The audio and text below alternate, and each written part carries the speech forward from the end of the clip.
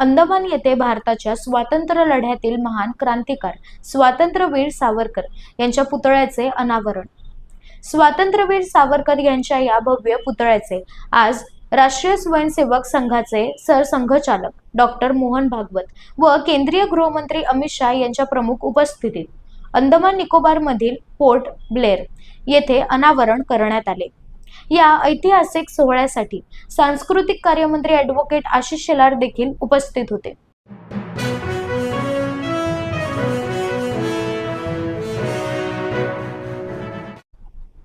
उद्धव ठाकरे यांनी विधानसभा अध्यक्ष व विधान परिषदेचे सभापती यांची भेट घेतली।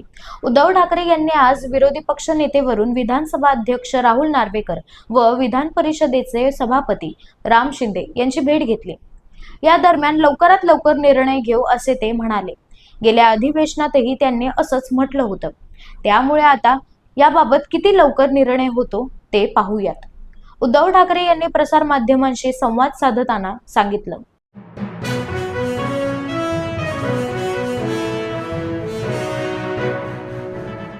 भाजपला शिंदेंची गरज नाही, भास्कर जाधव यांची टीका। भास्कर जाधव यांनी माध्यमांशी संवाद साधताना महायुतीबाबत मोठं विधान केलं आहे। शिंदेंची गरज भाजपला नाही, फक्त जिथे गरज आहे तिथे वापरून सोडलं, सरसकट युती झालेली नाही। भास्कर जाधव यांची टीका।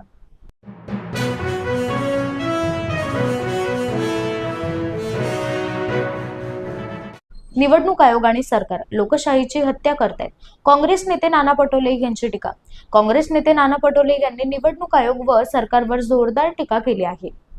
निवडणूक आयोग आणि सरकार दिवसाढवळ्या लोकशाहीची हत्या करतायत असं म्हणत लोकशाहीची हत्या काँग्रेस सहन करणार नाही।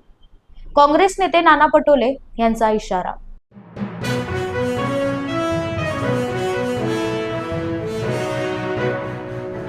मंत्री सभागृहात येत नसतील तर त्यांच्यावर बिबटे सोडा, आमदार सुधीर मुनगंटीवार यांची टीका।